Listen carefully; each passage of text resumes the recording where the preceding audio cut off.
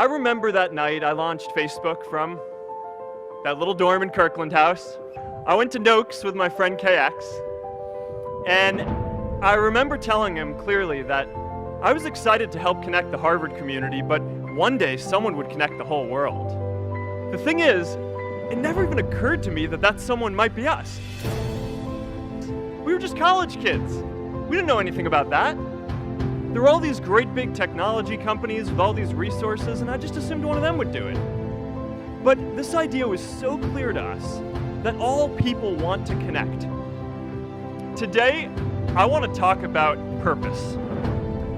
One of my favorite stories is when JFK went to go visit the NASA Space Center, and he saw a janitor holding a broom, and he asked him what he was doing, and the janitor replied, "Mr. President, I'm helping put a man on the moon."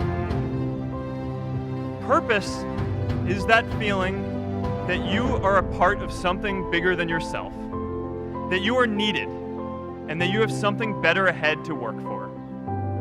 Purpose is what creates true happiness. My hope was never to build a company. I wanted to have an impact. And as all these people started joining us, I just assumed that that's what they wanted to do too. A couple of years in, some big companies wanted to buy us. I didn't want to sell. I wanted to see if we could connect more people. And we were building the first version of Newsfeed at the time, and I thought, if we could just launch this, it could change how we all learn about the world. Nearly everyone else wanted to sell, and it tore our company apart. After one particularly tense argument, one of my close advisors told me if I didn't agree to sell the company right now, I would regret that decision for the rest of my life. Relationships were so frayed that within a year or so, every single person on our management team was gone.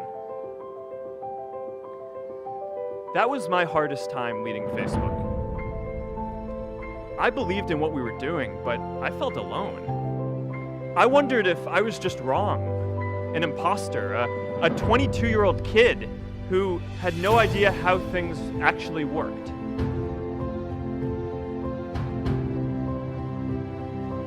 And I know that a lot of you are going to have your own stories just like this. A change in the world that seems so clear that you are sure someone else is going to do it. But they're not. You will. But be prepared to be misunderstood. Anyone working on a big vision is going to get called crazy, even if you end up right. Anyone taking initiative will always get criticized for moving too fast, because there's always someone who wants to slow you down. Anyone taking on a complex problem is going to get blamed for not fully understanding it, even though it's impossible to know everything up front. Let me tell you a secret. No one does when they begin. Ideas don't come out fully formed. They only become clear as you work on them. You just have to get started. If I had to know everything about connecting people before I got started, I never would have built Facebook. In our society, we often don't take on big things because we're so afraid of making mistakes. Facebook wasn't the first thing I built.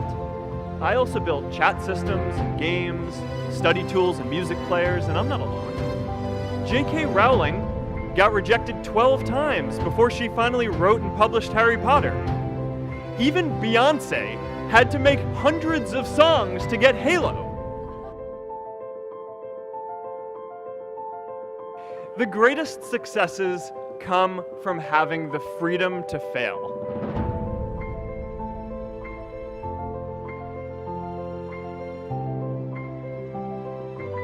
You know, a lot of times I think people just get afraid because, you know, often your dream is, it seems like it's so far off, but if you just kind of focus on building stuff that you think is good and you keep on going at each step along the way and don't let people deter you from that and just really care about what you're doing, and you know, I think that's how you build something good.